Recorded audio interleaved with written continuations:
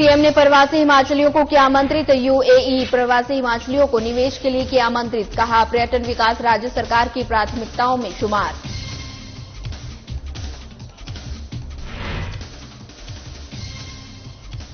खेल को बढ़ावा देने में जुटी सरकार। सोलन में 4 दिवसीय ऑल इंडिया बैडमिंटन प्रतियोगिता का आयोजन। प्रतियोगिता में 272 खिलाड़ी ले रहे हिस्सा।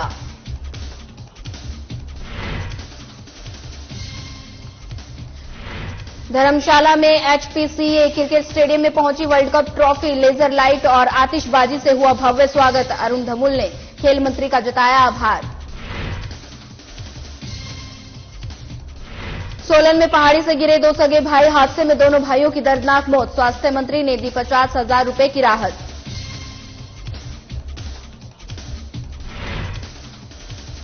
मंडी में गलत बयानबाजी का विरोध। कांग्रेस नेता चंपा ठाकुर ने जताया विरोध। गलत बयान को लेकर दी नसीहत।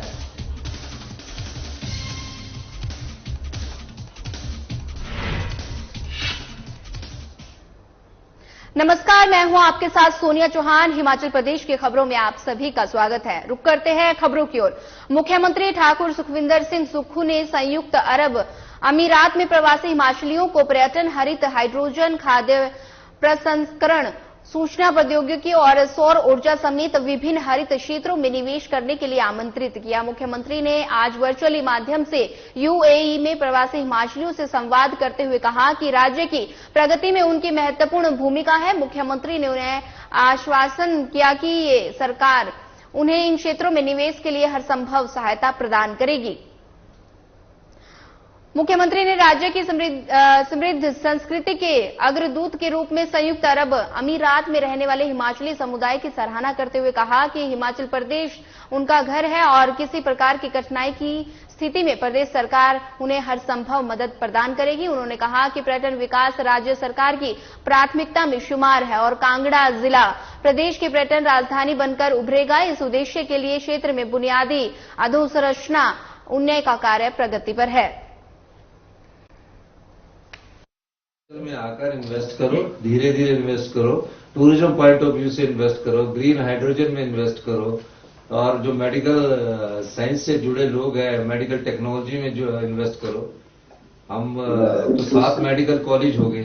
जब आप लोग गए थे तो अब स्थिति अच्छी नहीं थी, अब धीरे धीरे अच्छी होगी। इस आपदा के बाद 4 साल में हमारी कोशिश है कि आने वाले 4 साल में हिमाचल को अपने पैरों पर खड़ा करें और 10 साल में हिमाचल प्रदेश हिंदुस्तान का सबसे समृद्ध और अमीर राज्य बने। इस दृष्टि से आप लोग आओ, आपका घर है ये, वहां तो आप कमाने के लिए यहाँ घर है, तो आप अपने घर में तो जब मर्जी आ सकते हैं। आपका मोस्ट वेलकम। कोई प्रॉब्लम हो आप मुझे बता सकते हो। आपके परिवार से संबंधित कोई प्रॉब्लम हो, आपकी छोटी मोटी कोई और समस्या हो तो आप हमेशा हमारे साथ संपर्क में रह सकते हैं, बता सकते हैं। हिमाचल प्रदेश सरकार खेलों को बढ़ावा देने के लिए हर संभव प्रयास कर रही है। ये उप मुख्यमंत्री मुकेश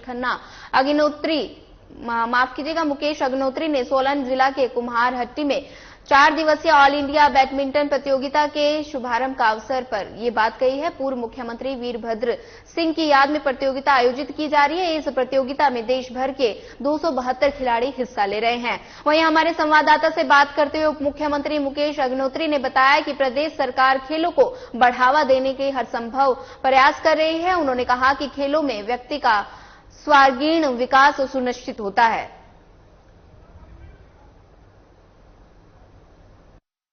वीरभद्र सिंह जी को अपना दिलो दिमाग में, जहन में बनाए रखने के लिए जो उन्होंने काम किया है, उसके चलते उन्होंने ये टूर्नामेंट का आयोजन किया है। और प्रदेश सरकार भी चाहती है कि हिमाचल प्रदेश में खेलों का आयोजन हो, खेलें आगे बढ़े। तो उसके चलते आज मैं और मेरे साथी सहयोगी जो यहाँ के लोकल एमएलए हैं सुल्तानपुरी जी यहाँ पे आए हैं और कुछ देर खिलाड़ियों के साथ रहेंगे। एचपीसीए के खूबसूरत क्रिकेट स्टेडियम में आज ICC men's world cup trophy के पहुंचते ही इस स्टेडियम की खूबसूरती को और भी चार चांद लगा दिए हैं। एलईडी लाइट्स की दूधिया रोशनी समेत लेजर की रंग बिरंगी रोशनी ने ट्रॉफी के दीदार के लिए पहुंचे हर शख्स का क्रिकेट के प्रति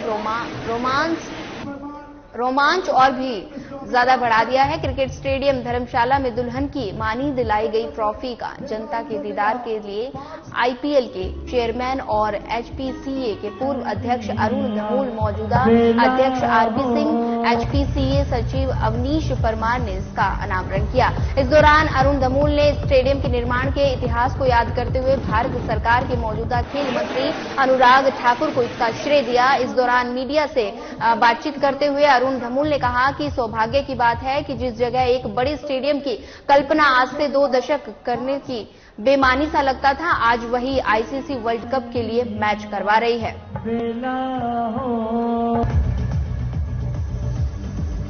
इसको प्लान इस तरीके से किया गया था क्योंकि हिमाचल को टूरिज्म स्टेट के रूप में जाना जाता है पूरे देश में, पूरे विश्व में।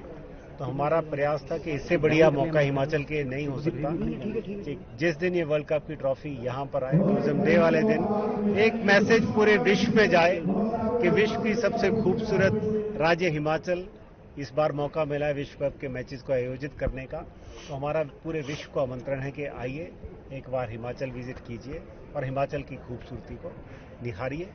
क्रिकेट के सोलन जिला के कंडाघाट उपमंडल के गोंडा गांव में एक दर्दनाक हादसा हुआ है, जहां पर एक ही परिवार के 2 सगे भाइयों की पहाड़ी से गिरने के कारण दर्दनाक मौत हो गई। ग्रामीणों के अनुसार 2 सगे भाई मृतक गाय को दफना रहे थे, तभी ये दर्दनाक हादसा घटित हुआ। एक भाई को बचाते बचाते दूसरा पहाड़ी से नीचे चला गया, जिसकी वजह से दोनों की मौत हो गई। स्वास्थ्य मंत्री डॉक्टर कर्नल धनीराम शांडिल भी क्षेत्रीय अस्पताल सोलन पहुंचे और पीड़ित परिवार से मिलकर 50,000 रुपए की राशि प्रदान की।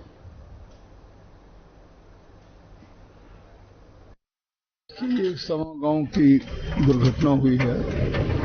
गाय को सब अंतिम दफनाने के लिए, बंधाने के लिए जा रहे थे, परंतु किसी ऊंचाई पर जाकर ये दुर्घटना हुई, जिसमें एक भाई जो किसी प्रकार से कोशिश कर रहा था कि भी बचाए, उसको दूसरा उसके बचाने के लिए आओ, दोनों नीचे उसके साथ ही चले गए। और ये इस दुर्घटना में जो 2 भाइयों की मृत्यु एक ही परिवार की हुई है, सरकार उनके परिजनों को जिस प्रकार से भी उनकी पत्नी।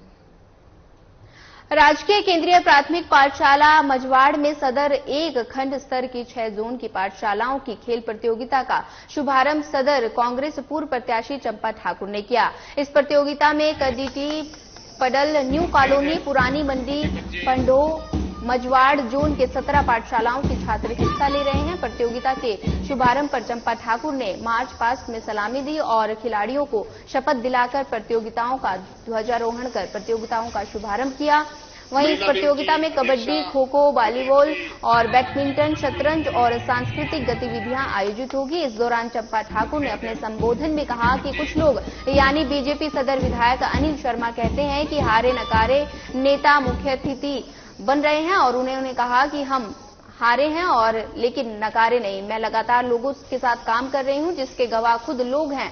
उन्होंने कहा कि वो मुख्य अतिथि बनकर आते हैं, वो अपनी विधायक निधि से पैसे क्यों नहीं बांटते। उन्होंने कहा कि लोगों के इस तरह के गलत बयानबाजी से उन्हें बचना चाहिए।